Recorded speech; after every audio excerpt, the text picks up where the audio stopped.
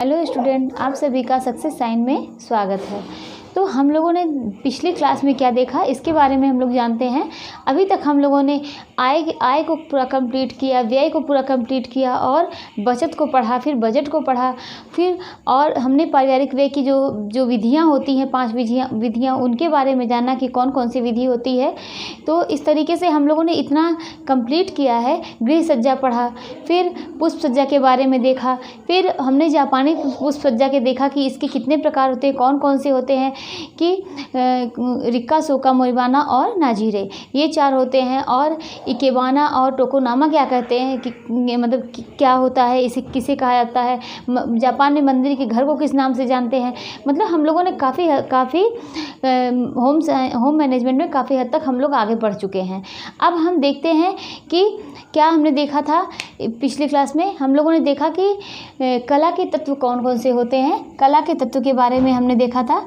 कला के तत्व जो होते हैं, कला के तत्व वह कितने होते हैं? 7 होते हैं।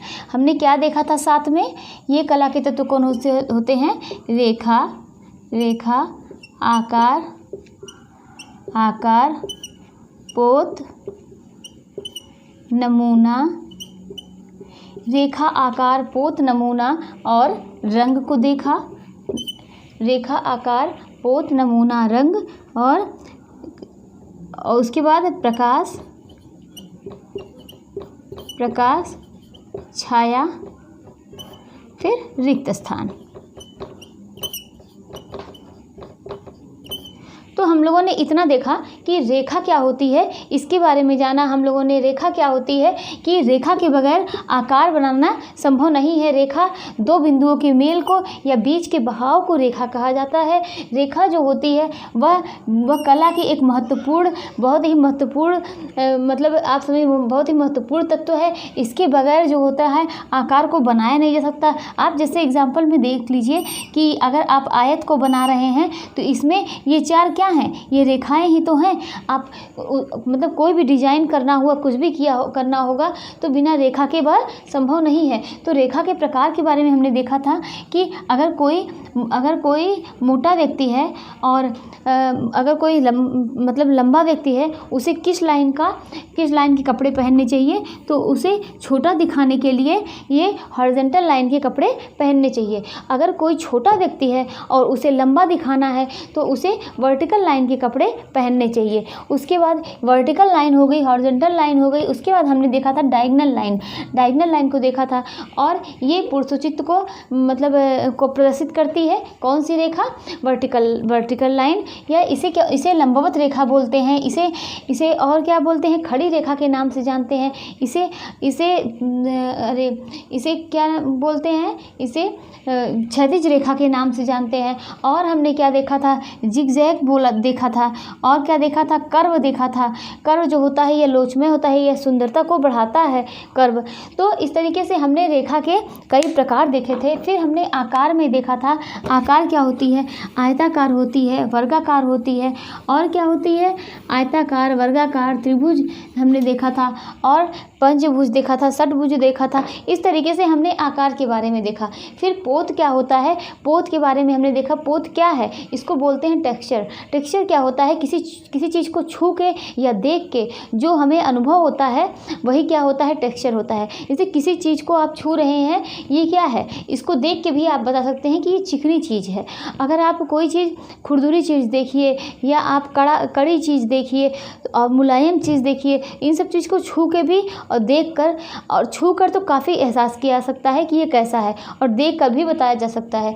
तो टेक्सचर क्या होता है? मतलब ऊपरी आवरण को जो छू कर एहसास होता है वही क्या होता है? टेक्सचर होता है, यह पोत होता है। नमूना के बारे में हम लोगों ने डिटेल में पढ़ा था कि डिज़ाइन क्या होती है। डिज़ाइन जो होती है यह सजावट करने के लिए सजावट का, डिज़ाइन का उसका ज्ञान होना बहुत आवश्यक है। और डिज़ाइन कितने प्रकार की होती है? 2 प्रकार की होती है। कौन कौन सी होती है? एक डिज़ाइन होती है, क्या होती है, जिसे बोलते हैं हम कि सजावटी। पहले क्या बोलेंगे? संरचनात्मक। पहली डिज़ाइन होती है संरचनात्मक और दूसरी क्या होती है? सजावटी। इन दोनों डिज़ाइनों को हमने डिटेल में पढ़ा था। संरचनात्मक डिज़ाइन क्या होती है, किसी चीज़ की संरचना और ऊपर से उसके ऊपर सजावट कर देना, वह क्या होती है, सजावटी डिज़ाइन होती है। जैसे ये हथेली क्या है, ये संरचना है। पिरामिड क्या होता है, इसके ये सब एग्जाम्पल हैं। क्या पिरामिड क्या होता है, ये डस्टर देख लीजिए, ये क्या है, ये इसकी संरचना है। अगर इस पर कोई डिज़ाइन बना दी जाए तो वह क्या है, इसकी सुंदरता को बढ़ाने के लिए मतलब सजावटी या डेकोरेटिव डिज़ाइन की जाती है। और हमने देखा कि संरचनात्मक डिज़ाइन में संरचना जो होती है ये मौलिक होती है। ये क्या होती है, मौलिक होती है, आधारभूत होती है। तो संरचना किसका आधार है, संरचना किसका आधार है, सजावटी डिज़ाइन का आधार संरचना है। अगर आपको सजावट करना होगा तो किसी भी संरचना की तो ज़रूरत होगी, सजावट बिना संरचना के नहीं की जा सकती है। तो इस तरीके से हम लोगों ने संरचनात्मक डिज़ाइन और सजावटी डिज़ाइन के बारे में देखा था। सजावटी डिज़ाइन में हमने इसके भी प्रकार पढ़े थे, प्राकृतिक पढ़ा था, ज्यामिति पढ़ा था, मिश्रित पढ़ा था और क्या अमूर्त आधुनिक पढ़ा था। प्राकृतिक, ज्यामिति, मिश्रित और अमूर्त और आधुनिक, मतलब इस तरीके की डिज़ाइन इस पर की जाती है। अब हम देखेंगे कि कला के तत्व को हम लोगों ने, इसका रंग जो है, इसका चैप्टर पूरा अभी कंप्लीट करना है। फिर हमने प्रकाश और छाया को देखा और रिक्त स्थान को देखा। अब हम क्या देखेंगे कि रेखा के तत्व कंप्लीट हो गया। अब हम देखते हैं कला का सिद्धांत। कला के तत्व कंप्लीट हो गए। अब कला के सिद्धांत को देखते हैं। कला के सिद्धांत कितने होते हैं, 5 होते हैं। कौन कौन से होते हैं, कला के सिद्धांत कितने होते हैं, 5 होते हैं। पहला क्या है, अनुपात है, अनुपात है, संतुलन है, अनुपात, संतुलन। उसके बाद तीसरी कौन सी है, पहला अनुपात है, संतुलन है और तीसरी क्या होती है, समरूपता बोलते हैं, समरूपता, या इसे ही एकरूपता बोलते हैं, एकरूपता। उसके बाद क्या है, लय है, फिर क्या है, दबाव है। दबाव को ही बल कहा जाता है। क्या कहा जाता है, बल कहा जाता है। तो हम लोगों ने कला के सिद्धांत में कितने प्रकार, इसके ये कितने होते हैं, 5 होते हैं। कौन कौन से, अनुपात, संतुलन, समरूपता, लय, दबाव, बल।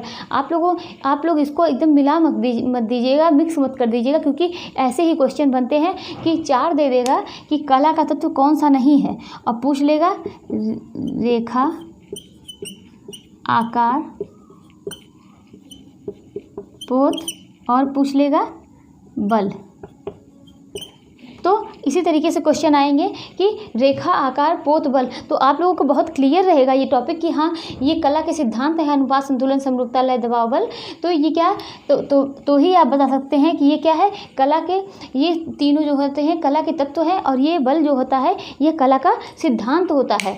तो हमने कला के सिद्धांत के बारे में पढ़ा। अब अनुपात के बारे में हम लोग डिटेल में जानते हैं। अनुपात क्या होता है, अनुपात जो होता है कि अनुपात के 3 तत्व होते हैं। कौन कौन से होते हैं, एक रेखा होता है और दूसरा दूरी, तीसरा माप। इसके क्या 3 तत्व हैं, 3 तत्व हैं, रेखा, रेखा और दूरी और क्या है, माप है। अब हम देखते हैं कि अनुपात के 3 तत्व होते हैं, रेखा, दूरी, माप। तो रेखा क्या अनुपात क्या होती है, किसी चीज़ का, कोई भी चीज़ है उसको अनुपात में रहना, अनुपात में मतलब रहना बहुत ज़रूरी होता है। जैसे आप चाय बना रहे हैं तो उसमें चीनी और चायपत्ती हर चीज़ अनुपात में ही तो डालेंगे। अगर उसको अनुपात में नहीं डालेंगे तो वह चाय कैसी बनेगी, अच्छी नहीं बनेगी। तो आप कोई डिज़ाइन करिए तो हर चीज़ें एक अनुपात में हो। अब कलर ही बहुत ज़्यादा लगा दीजिए और उसके बाद कलर ही बहुत ज़्यादा लगा दीजिए तो क्या कैसा लगेगा। हर चीज़ें अनुपात में होती हैं तो ही चीज़ें अच्छी लगती हैं। तो ये क्या है कि अनुपात कितने तत्व होते हैं कि रेखा, दूरी, माप, 3 तत्व होते हैं। और ये अर्थात रेखा समान दूरी, ये रेखा क्या है, ये समान दूरी को बताती है। मतलब कोई भी चीज़ अगर रेखा खींचनी है तो ये समान दूरी पे हो। जैसे इस तरीके से जो भी रेखा खींच रहे हैं ये समान दूरी पे हो। उसके बाद हम लोगों ने देखा दूरी, इसमें मतलब जो भी है ये रेखा है और मतलब अनुपात में बिना रेखा के ये संभव नहीं है। और जो भी ये दूरी है, ये इस दूरी को मतलब अनुपात को बनाए रखने के लिए इस दूरी का होना ज़रूरी होता है। और माप मतलब कोई भी चीज़ें हैं, अब जैसे इस आप चौड़ी मोटी लाइन खींच दीजिए, फिर पतली लाइन खींच दीजिए, तो इसकी लंबाई, चौड़ाई, मोटाई, इन सब चीज़ों का एक व्यवस्थित क्रम में होना ये अनुपात कहलाता है। तो हमने देखा कि अनुपात के कितने 3 तत्व होते हैं, रेखा, दूरी और माप। क्या क्या? रेखा, दूरी, माप, ये क्या होते हैं? अनुपात के 3 तत्व होते हैं। अब हम देखते हैं संतुलन। संतुलन क्या होता है? तो हमने अनुपात का एक बहुत अच्छा एग्जाम्पल बताया ही है आपको कि अभी अगर आप चाय बना रहे हैं तो उसमें चीनी बहुत ज़्यादा भर दीजिए, बहुत ज़्यादा डाल दीजिए, चाय कैसी बनेगी? अच्छी नहीं बनेगी। चीनी भी डालिए, चाय पत्ती डालिए, अदरक ही बहुत ज़्यादा डाल दीजिए तो कैसी बनेगी? अच्छी नहीं बनेगी। आप सब्ज़ी बना रहे हैं, सब्ज़ी में बहुत ज़्यादा मसाला डाल दीजिए या नमक डाल दीजिए, मिर्चा डाल दीजिए, कुछ भी आप डाल देते हैं, अगर उसको एक अनुपात में नहीं डालेंगे तो वो चीज़ें कैसी बनेंगी? तो आप सजावट कर रहे हैं, सजावट करने के लिए उसका एक अनुपात में कलर ही लगा रहे हैं, उसमें कलर पेंट कर रहे हैं, तो अगर कलर को ही आप बहुत अनुपात में नहीं रखेंगे तो वो भी अच्छा नहीं लगेगा। आप अगर प्रकाश की व्यवस्था कर रहे हैं तो प्रकाश की व्यवस्था, किसी भी चीज़ को आपको दिखाना है थोड़ा मतलब अच्छा, अभी देखिए आप प्रकाश एक लिमिट में रहता तो अच्छा लगता है, लेकिन अभी डायरेक्ट आपकी आंखों पर रोशनी आए तो वही प्रकाश जो होता है वो आंखों में चुभने लगती है। क्यों? हर चीज़ें एक अनुपात में ही अच्छी होती हैं। तो यही अनुपात में है। इसके 3 तत्व होते हैं, रेखा, दूरी और माप। तो अब हमने देखा कि अनुपात को हमने समझा, अब हम संतुलन को समझते हैं। संतुलन जो होता है ये क्या होता है कि संतुलन जो होता है ये होता है कि किसी केंद्र के इधर मतलब दोनों तरफ जो होता है वह समान हो, मतलब जो इसका बल होता है वह दोनों तरफ समान हो, यही क्या होता है? संतुलन होता है। तो हम संतुलन को देखेंगे। केंद्र के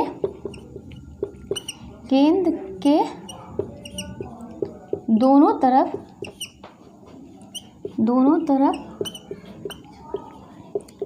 समान बल देना क्या कहलाता है? संतुलन कहलाता है। मतलब ये केंद्र है, आप इसके दोनों तरफ क्या है? समान बल दीजिए, तो यही संतुलन कहलाता है। और क्या है कि केंद्र के दोनों तरफ समान प्रभाव देना, ये भी क्या है? संतुलन कहलाता है।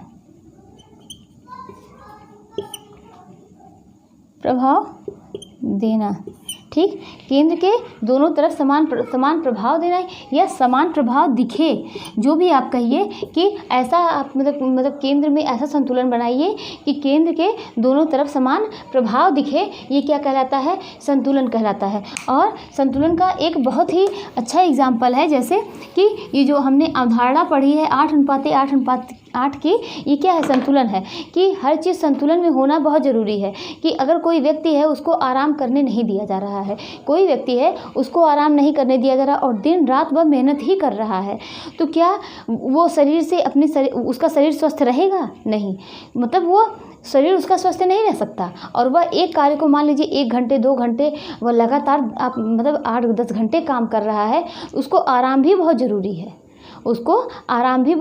है। तो इसीलिए क्या हमने कहा कि संतुलन के लिए मतलब हर चीज़ अच्छा हो, काम भी अच्छे तरीके से हो, इसके लिए संतुलन बनाए रखना या संतुलन में रहना बहुत ज़रूरी है। जैसे कि अगर किसी व्यक्ति को बैठा ही दिया जाए, मतलब उसे आराम करने के लिए दे दिया जाए, तो और उसे एक भी काम करने के लिए ना कहा जाए, तो ये भी तो सही नहीं है। तो मतलब हर चीज़ संतुलन में हो, 8 घंटे आराम हो और 8 घंटे कार्य हो और 8 घंटे मनोरंजन हो। मनोरंजन भी स्वास्थ्य के लिए अच्छा होता है। तो इसी तरीके से हमने देखा कि संतुलन के लिए ये 8:8 की हमने एक एग्जाम्पल दिया। अब हम देख रहे हैं संतुलन की, हमने बताया कि केंद्र के दोनों तरफ समान बल देना या समान प्रभाव दिखे, ये क्या कहलाता है? कि संतुलन कहलाता है। संतुलन कितने प्रकार के होते हैं? संतुलन 2 प्रकार के होते हैं। 2 प्रकार के होते हैं। ये कौन से संतुलन होते हैं? इसको देखते हैं। ये कौन संतुलन होते हैं? ये पहला होता है औपचारिक संतुलन,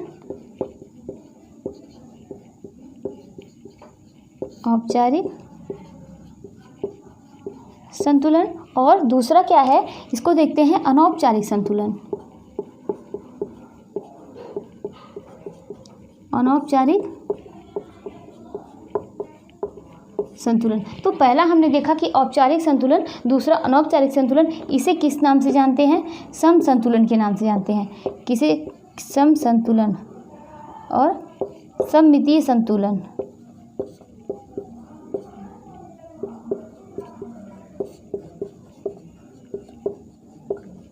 और व्यवस्थित संतुलन। व्यवस्थित संतुलन। अब हम इसके बारे में देखते हैं कि अनौपचारिक संतुलन क्या होता है। इसमें विषम संतुलन बोलते हैं। इसको हम सम संतुलन बोले तो यहाँ पर विषम संतुलन हो गया।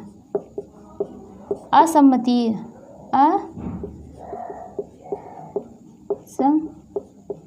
असम्मितीय और अव्यवस्थित,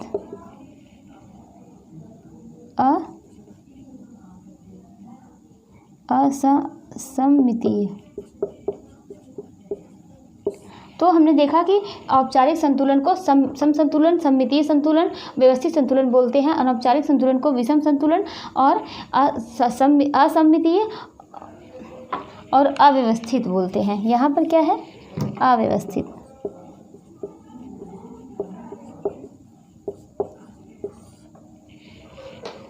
और इसमें क्या देखते हैं? औपचारिक संतुलन में या सममिति में देखते हैं कि केंद्र के दोनों तरफ एक समान माप की वस्तु रखी हो।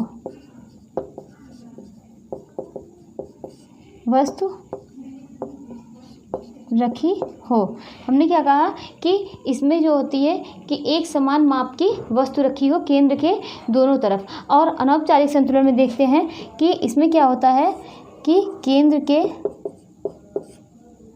के दोनों तरफ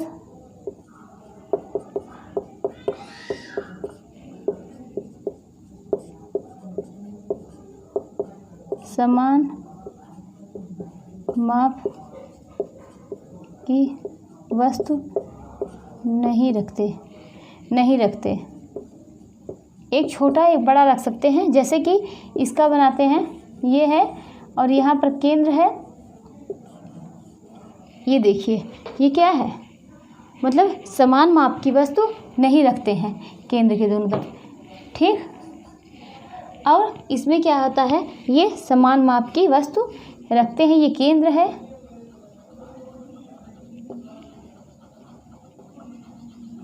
ये देखिए। तो आप लोगों को समझ में आ गया होगा कि औपचारिक संतुलन, सममितीय संतुलन क्या होता है कि इसमें केंद्र के दोनों तरफ समान माप की वस्तु रखते हैं और अनौपचारिक संतुलन में केंद्र के दोनों तरफ समान माप की वस्तु नहीं रखते हैं। औपचारिक संतुलन में हम क्या देखते हैं? केंद्र के दोनों तरफ समान माप की वस्तु नहीं रखते हैं। अब हम देखेंगे कि ये जो होता है ये दो प्रकार के होते हैं। कौन कौन से? क्या बोलते हैं? द्विसुडौल संतुलन। और इसको क्या बोलते हैं? प्रत्यक्ष अस्पष्ट संतुलन। प्रत्यक्ष या अस्पष्ट संतुलन। और अब इसमें क्या है कि केंद्र के दोनों तरफ एक जैसे, मतलब केंद्र के दोनों तरफ एक जैसी सजावट हो।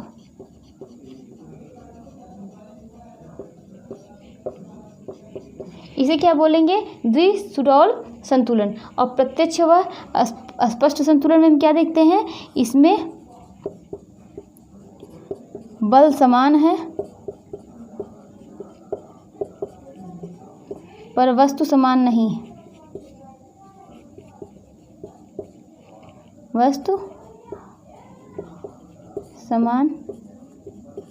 नहीं। तो इसमें देखते हैं कि द्विसुडौल संतुलन में कि इसका, ये देखिए, इसका बना दे रहे हैं। ये केंद्र है, इसके दोनों तरफ जो होती है एक जैसी वस्तु सजाई गई हो। ठीक। ये, और इसमें जो होता है बल समान रहेगा लेकिन जो होता है वस्तु जो है वह समान नहीं रहेगा। ये देखिए, ये है केंद्र।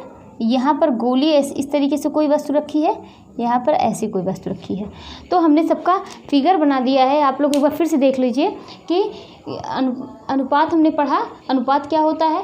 अब संतुलन के बारे में हमने समझा। संतुलन कितने प्रकार के होते हैं? 2 प्रकार के होते हैं, एक औपचारिक संतुलन, दूसरा अनौपचारिक संतुलन। और औपचारिक संतुलन को सममितीय संतुलन या सम संतुलन या व्यवस्थित संतुलन कहते हैं, इसको असममितीय संतुलन, अव्यवस्थित संतुलन कहते हैं। और सममितीय संतुलन 2 प्रकार की होती है, कौन सी? द्विसुडौल संतुलन या प्रत्यक्ष अस्पष्ट संतुलन। ठीक, प्रत्यक्ष अस्पष्ट संतुलन जो होता है यह कितने प्रकार की, ये प्रत्यक्ष ये जो द्विसुडौल संतुलन ये क्या होती है कि केंद्र के दोनों तरफ एक जैसी सजावट हो। मतलब केंद्र जो होता है ये बीच में है, इधर भी जैसी सजावट की जाए वैसी सजावट इधर भी की जाए, तो इसे क्या कहते हैं कि द्विसुडौल संतुलन। और क्या है कि इसको क्या देखते हैं कि इसमें क्या था कि केंद्र के दोनों तरफ एक समान माप की वस्तु रखी हो। अब हम देखते हैं कि प्रत्यक्ष अस्पष्ट संतुलन में इसमें बल समान रहेगा, लेकिन क्या नहीं समान रहेगा? वस्तु जो है वह समान नहीं रहेगा। देखिए फिगर बना हुआ है, इसमें बल समान है लेकिन वस्तु जो है वह समान नहीं है। तो अब हमने इतना ये संतुलन पढ़ा। अब हम देखते हैं विकरणीय संतुलन। विकरणीय संतुलन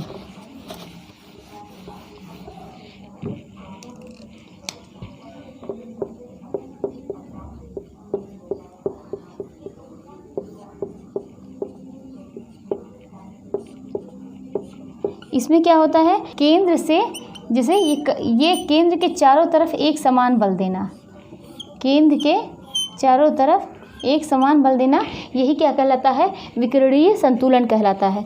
अब जैसे हम देखेंगे कि आप अगर अल्पना बनाते हैं या तो कोई रंगोली बनाते हैं, रंगोली में देखिए केंद्र में जो फूल बनती है लेकिन उसके चारों तरफ कोशिश किया जाता है एक समान ही जैसा दिखे, एक समान।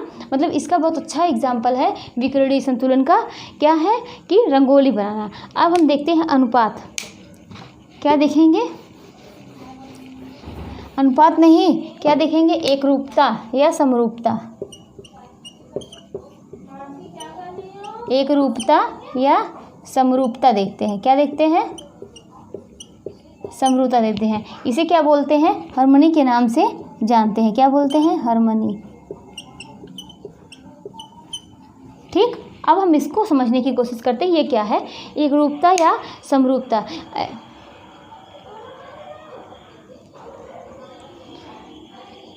एकरूपता या समरूपता क्या है? जिसे देखकर एक जैसा भाव दिखे। मतलब कोई भी चीज़ आप देख रहे हैं, कोई सजावट ऐसी हुई हो जिसे देखने पर एक जैसा भाव दिखे, उसे हम एकरूपता या समरूपता कहते हैं। क्या कहते हैं? एकरूपता या समरूपता कही जाती है किसे देखकर? जब कोई भी सजावट की जाए, ऐसा चयन जिसे देखकर एक जैसा भाव दिखे, एक जैसा भाव दिखे। तो ये क्या है? एकरूपता है, हार्मनी है, समरूपता बोलते हैं इसको। अब हम नेक्स्ट इसके क्या है? इसमें एकरूपता लाने के लिए किन किन चीज़ों में किन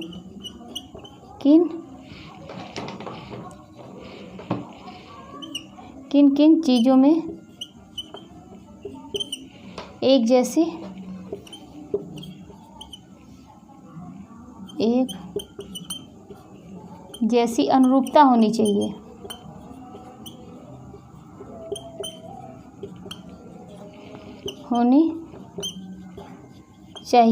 तो किन किन चीज़ों में एक जैसी अनुरूपता होनी चाहिए, इसको देखते हैं कि पहला क्या है? रेखा जो होती है इसमें एक जैसी समरूपता होनी चाहिए। रेखा क्या है कि जैसे ये नहीं कि एक इस तरीके से रेखा है फिर एक और चौड़ी रेखा हो गई, तो इस तरीके से नहीं होना चाहिए। रेखा में एक जैसी समरूपता होनी चाहिए। और उसके बाद रूप क्या है? रेखा है, रूप है, विचार है। विचार में भी एक जैसी समरूपता होनी चाहिए। और क्या है? बनावट है, रंग है। और क्या है कि बनावट, रंग और क्या हो गया? एकता का भाव। ठीक, उसके बाद ये क्या हो गया, रेखा, रूप, विचार, रंग, बनावट, रंग और एकता का भाव। तो हमने देखा कि किन किन चीज़ों में एक जैसी समरूपता होनी चाहिए, ठीक, या अनुरूपता होनी चाहिए। अब हम नेक्स्ट देखते हैं, क्या देखते हैं, लय। लय को क्या बोलते हैं, रिदम बोलते हैं। क्या बोलते हैं, लय। लय को क्या बोलेंगे, रिदम बोलेंगे। अब लय के बारे में पढ़ेंगे। लय का अर्थ होता है एक जैसा। लय के बारे में देखेंगे। लय का अर्थ होता है एक जैसा। लय का अर्थ होता है, क्या होता है, एक जैसा। एक या एक जैसा, ठीक। और ये क्या होता है, किसी भी कार्य को, जैसे कोई भी कार्य करना है तो उसे एक लय में किया जाए तो वो कार्य अच्छे ढंग से होता है। जैसे आप पढ़ाई कर रहे हैं, हम पढ़ा रहे हैं, हम आपको क्या करें कि अब जैसे इसको पढ़ा लें, थोड़ा सा इसको पढ़ा लें, फिर बीच में से इसको कट करके हम क्या करें, टेक्सटाइल पढ़ाने लगे, फिर उसको तो इस मतलब इस ऐसे से कट करके हम कोई भी एक कार्य को लगातार एक लय में ना करें, तो इससे क्या है, वो कार्य जो आपको है कि जो किया जा रहा है वो सही से होगा भी नहीं और समझ में भी नहीं आएगा। तो इसीलिए कहा गया है कि कोई भी कार्य करिए तो एक लय में करिए, पहले उस कार्य को समाप्त कर लीजिए। जैसे आप पढ़ाई कर रहे हैं तो आप पहले पढ़िए, उसके बाद आप थोड़ा सा पढ़ रहे हैं, फिर जाइए आप खाना बनाइए, बीच में छोड़ के जाइए आप बर्तन धुलाइए, फिर बीच में छोड़ के जाइए, मतलब कोई भी कार्य आप एक लगातार नहीं कर रहे हैं। तो इससे क्या होगा, आप जो कर रहे हैं कोई भी कार्य सही से नहीं होगा। इसमें क्या होगा, एक कार्य को करने में समय बहुत ज़्यादा लगेगा। आप पढ़ के जाएंगे, सोचेंगे अरे कहाँ छूट गया, इतना समय लगा। आप कोई भी कार्य करेंगे उसको समझ में नहीं आएगा।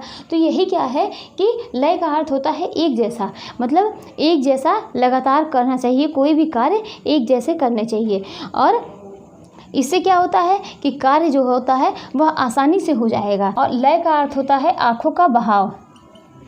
लय का अर्थ क्या है, आँखों का बहाव।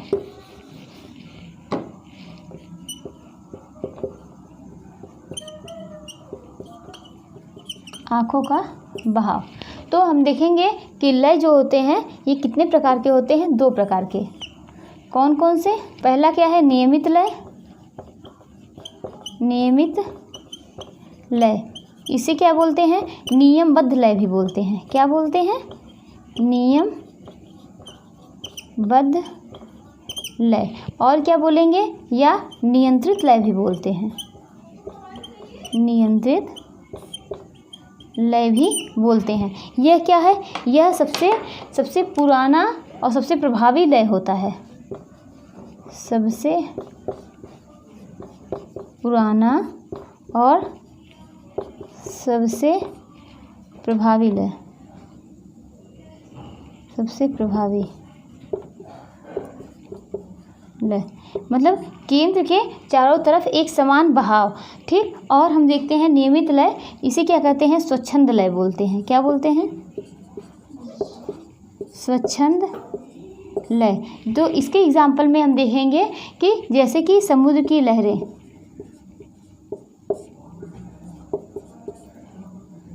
समुद्र की लहरें, इसमें क्या होता है, यह उतार चढ़ाव को दर्शाता है। उतार चढ़ाव को दर्शाता है। तो हमने क्या देखा कि ये नियमित लय है, इसे नियमबद्ध लय या नियंत्रित लय बोलते हैं। और स्वच्छंद लय, इसे समुद्र की लहरें जैसे होती हैं, यह उतार चढ़ाव को दर्शाता है। ये देखिए समुद्र की लहरें इस तरीके से हैं, ठीक। आप देखिए तो ये क्या होता है, यह उतार चढ़ाव को दर्शाता है। और नियमित लय क्या होता है, इसे नियमबद्ध लय या नियंत्रित लय बोलते हैं। यह सबसे पुराना और सबसे प्रभावी लय होता है। यह क्या होता है, इसमें क्या होता है, जैसे क्या होता है ट्रेन की पटरी, इसके एग्जाम्पल में आप देखिए ट्रेन की पटरी। तो ये देखिए इस तरीके से, ये नियम है कि इतनी इतनी दूरी पर ही होगा ना। तो तो ये क्या है, नियमित लय या इसे नियमबद्ध लय के नाम से जानते हैं। अब देखते हैं कि लय को हमने समझा। लय का अर्थ होता है कि एक जैसा, जैसे आँखों के बहाव को मतलब दिखाए, आँखों को बहाव के रूप में दिखाए, प्रदर्शित करे, वही क्या कहलाता है, लय कहलाता है। लय जो होता है वह दो प्रकार के होते हैं, एक नियमित लय, दूसरा स्वच्छंद लय। नियमित लय जो होते हैं वह नियमबद्ध लय के नाम से जाने जाते हैं, नियंत्रित लय के नाम से जाने जाते हैं। यह सबसे पुराना, सबसे प्रभावी लय होता है। स्वच्छंद लय जो होता है, जैसे कि समुद्र की लहरें, और अगर पूछ लिया जाए ट्रेन की पटरी तो उसे कहेंगे नियमित लय। और अगर पूछ लिया जाए कि समुद्र की लहरें कौन सा लय है तो इसे क्या कहेंगे कि स्वच्छंद लय है। यह क्या करता है, उतार चढ़ाव को दर्शाता है। अब हम नेक्स्ट देखेंगे, ये पहले हम देखेंगे कि लय को प्राप्त करने के तरीके।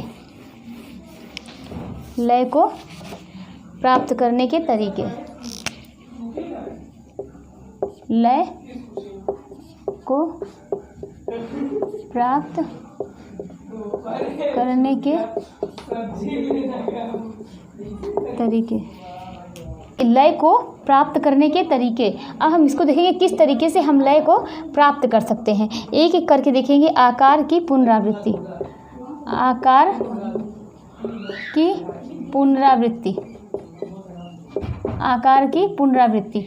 तो ठीक है, आकार की पुनरावृत्ति करके हम क्या करते हैं, लय को, जैसे ये है, ये आकार की पुनरावृत्ति करके हम लय को प्राप्त कर सकते हैं। दूसरा हम क्या देखेंगे कि नियमानुसार वृद्धि, मतलब कोई चीज़ सबसे छोटी है, फिर उससे बड़ी, फिर उससे बड़ी, मतलब उसकी अगर वृद्धि हो रही है तो एक लय में हो। जैसे ये देखिए इस तरीके से, तो ये क्या है, नियमानुसार वृद्धि है। अब हम तीसरा देखेंगे, विरोधी रेखा। विरोधी रेखा, जैसे कि इस तरीके से आप पहले हॉरिजॉन्टल लाइन खींच दीजिए, फिर वर्टिकल लाइन, फिर हॉरिजॉन्टल लाइन। तो इस तरीके से आप खींचिए, तो ये क्या है, विरोधी रेखा है कि एक पहले इस तरीके की लाइन है, फिर ऐसी सीधी लाइन है, फिर तिरछी फिर उसके बाद ये आड़ी लाइन है। तो इसी तरीके से ये क्या है, ये लय को दिखा रही है कि एक लय में है ये चीज़ें। ठीक, अब हम देखेंगे उसके बाद क्या देखेंगे, विकिरण, मतलब केंद्र के सब चारों तरफ समान बल देना, ये क्या कहलाता है, विकिरण कहलाता है। ठीक, अब हम देखेंगे निरंतर रेखा। निरंतर रेखा, ठीक, इस तरीके से। तो हमने देखा लय को प्राप्त करने के तरीके, आकार की पुनरावृत्ति करके हम लय को प्राप्त कर सकते हैं, नियमानुसार वृद्धि करके, पहले छोटा फिर उससे बड़ा, उससे बड़ा, उससे बड़ा, इस तरीके से करके। विरोधी रेखा, मतलब कोई रेखा खींचिए, फिर उसको बदल दीजिए, फिर दूसरी, फिर पहले वाली रेखा आ जाए, इस तरीके से। विकिरण, केंद्र के चारों तरफ समान बल देकर। और निरंतर रेखा एक सीधी में, जैसे कि ट्रेन की पटरी को देखिए तो ये भी एक सीध में ही रहती है। तो हमने देखा लय क्या होता है। अब हम देखेंगे कि दबाव, दबाव क्या होता है, इसके देखेंगे। दबाव को क्या बोलते हैं, बल देना। क्या बोलेंगे, बल देना। किसी भी चीज़ पर, कोई भी केंद्र पर दोनों तरफ समान बल देना क्या कहलाता है, नहीं, किसी केंद्र में रखी हुई चीज़ पर बल देना, वो क्या कहलाता है, जिससे मतलब वो अच्छा दिखे या विशिष्ट रूप से दिखे। तो यही क्या है कि बल देना या दबाव कहलाता है। जैसे कि हमने इसके पहले बताया था पुष्प सज्जा में या फ्लावर डेकोरेशन में, क्या हमने बताया कि अगर कोई विशिष्ट फूल है तो उसे हम कहाँ रखेंगे। हमने क्या बताया था, कोई विशिष्ट फूल है तो उसे हम कहाँ रखेंगे। कोई विशिष्ट फूल है तो उसे कहाँ रखा जाएगा, केंद्र में रखा जाएगा। क्यों, क्योंकि जैसे कोई आए जाए तो पहले उसकी नज़र उस चीज़ पे पड़े। कोई भी अच्छी चीज़ होती है तो हम लोग सोचते हैं कि उसको पहले हम सामने रखें, उसको हम सामने रखें, जिससे वो सामने अच्छा, पहले कोई आ रहा है तो सब पहले उसी पे नज़र पड़े। तो ये क्या है, दबाव और बल देना। मतलब जिस चीज़ को फोकस करना है, जिस चीज़ को दिखाना है, उसी पे। अभी आप देखिए कि कोई गाना गाता है या सिंगर कोई गा रहे हैं स्टेज पे, तो उसी पे लाइट रहती है। क्यों, उसी को दिखाना है, उसी को मेन दिखाना है, उसी पर बल दिया जाता है कि यही दिखे मेन में। ठीक। अभी आप देखिए शादी विवाह में जो दुल्हन होती है तो उसको मेन इतना मतलब उसको अलग दिखाने के लिए उसको अलग लुक दिया जाता है। क्यों? मतलब उसी पर बल दिया जाता है। तो यही क्या है कि दबाव या बल देना। तो इसमें हम देखते हैं कि दबाव या बल देना कि जिस पर बल देना होता है उसे केंद्र में रखते हैं।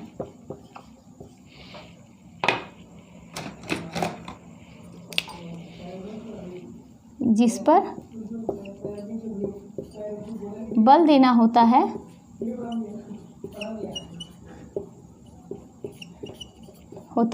उसे कहाँ रखते हैं?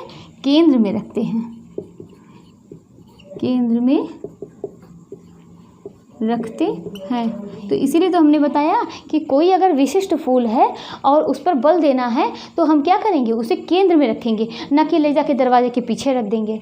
भाई अगर उसको दिखाना है, उसको अच्छा दिखाना है तो उसे केंद्र में ही रखा जाएगा। तो ये क्या है? जिस पर बल देना होता है तो उसे कहाँ रखते हैं? केंद्र में रखते हैं। और क्या देखेंगे कि जो है किसी समूह में उसकी इकाई को दर्शाता है। क्या करता है?